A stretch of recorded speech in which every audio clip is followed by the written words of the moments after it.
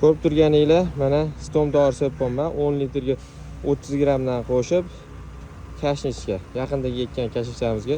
Mana yer уже sekin ichiga kirib yursa bo'lyapti. Quyosh chiqqaniga ustidagi nimalar sal-sal kesalar quribroq qolgan.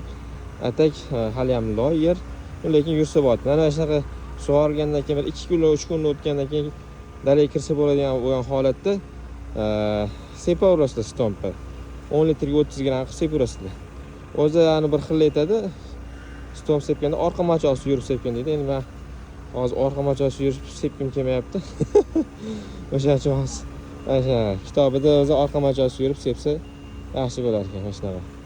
Qisqasi hozir videoga otganimga sal nima bo'lyapti-yu, lekin mana shunaqa qilib sepaverasizlar mana ko'rib turganlaringdek mana telefonga qilib sal ozgina nima bo'lyapti. Короче, shunaqa qilib sepaverasizlar mana shunaqa qilib.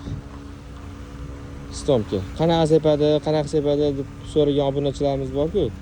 Ana o'shalarga mana shunaqa sepadi. Okalar? 10 litrga 30 gramm qo'shasizlar. Yaxshilab bo'kirtirib dedim, bo'kirtirib demay.